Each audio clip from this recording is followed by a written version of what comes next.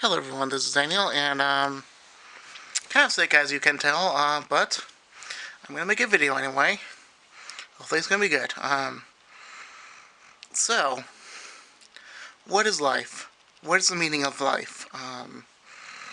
You're just wondering, well, I want to be famous or anything like that. I'm going to be rich, or I want all of that money, and I want to be the best person that is influential, and I want to be the most influential person, and I want to be better than anyone else in some cases.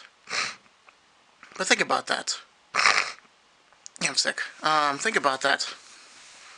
Is that really the meaning of life?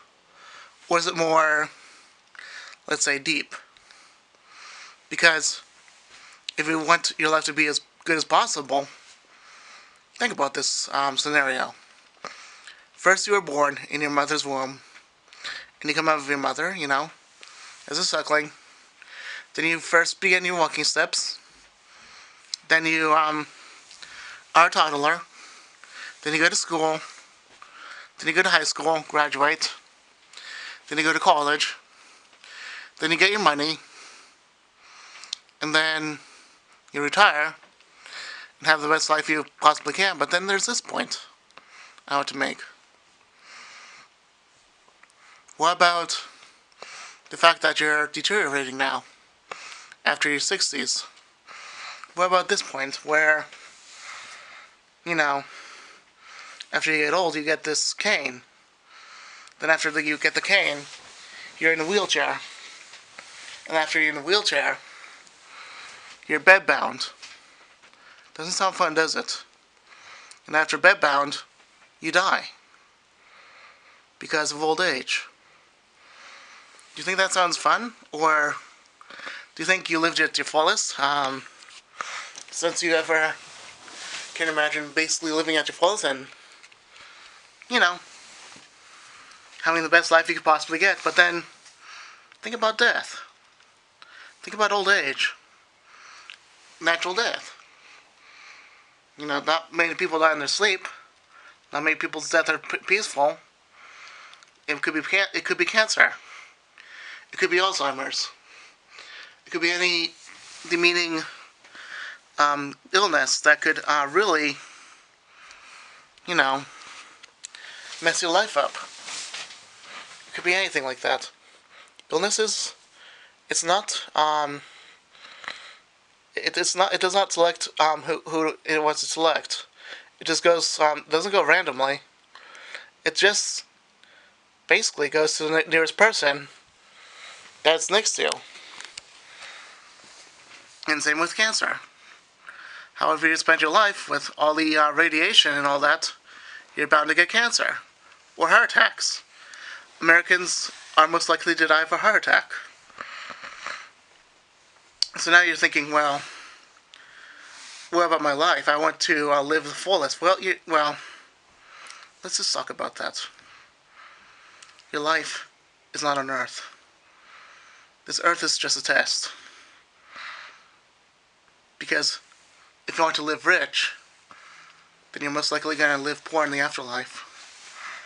Or if you're living poor on Earth, you're more likely to be rich in the afterlife. Think about it. Be the most kind person you can possibly be on Earth. Be kind. Be loving. Not like the dating love. It's just, love like kind love. Like, not like relationship, but love at your fullest. Love like no one else can. And that love is caring for the weak. You included.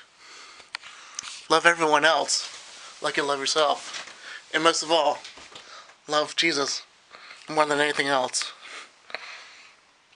And if you give everything up just for your love for the broken and the homeless and the sick, your reward is in heaven. Because people in, let's say, some poor parts of the world, in famished parts of the world, there's famine everywhere, but think about it, because if you're living to be an example for God, then what are you doing? Basically, I mean, if you live for God, if you live for Jesus, then you've set apart yourself for the Lord. Because Jesus is the Lord. And He wants people to love each other. Just imagine this. Imagine, I don't know, like a huge mama duck. Really vicious. But inside she's calm. She's calm to her children, but vicious to her enemies.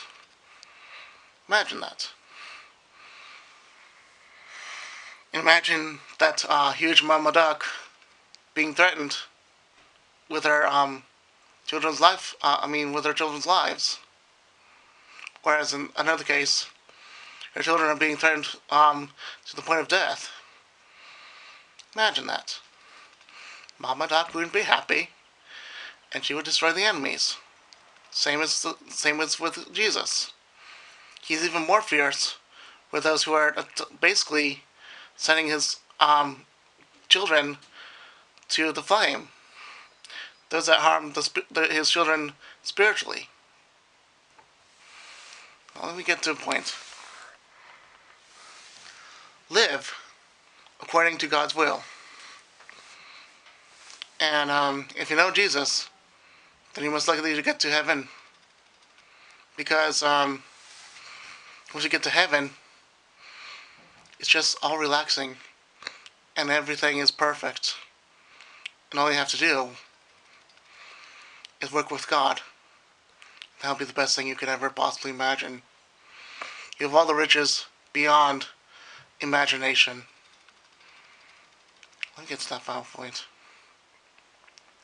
The earth's riches are perishable. Only the earth's riches can reach up to, let's say, well, $50 trillion. The earth's limit is $50 trillion.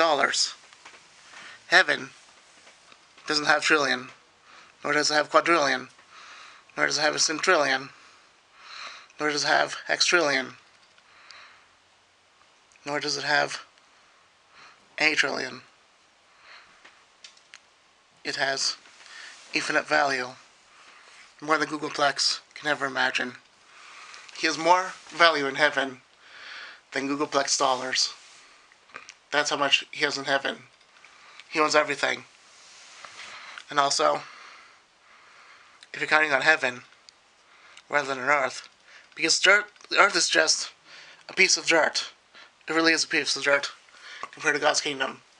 Like, imagine a valueless rock made out of clay. Pick up like a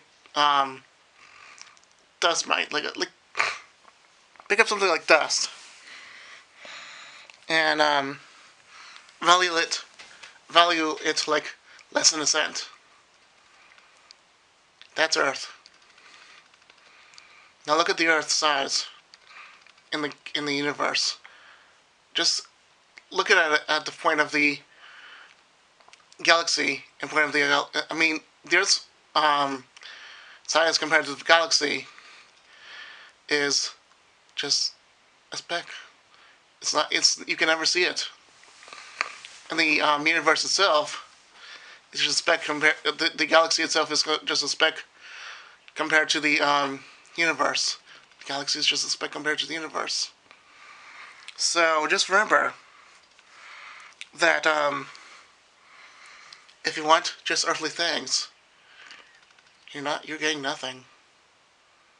If you want heavenly things, you're getting everything. Because once you see heaven, you'll just be in awe about how amazing it really is. And after that, you'll get to own everything, inherit the earth and all that. You'll be the rulers of heaven.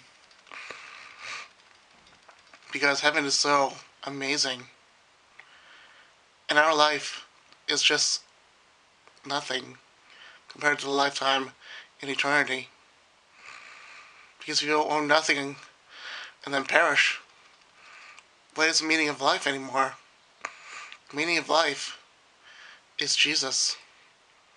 It really is. Anyway, I'll be done now, okay? Bye.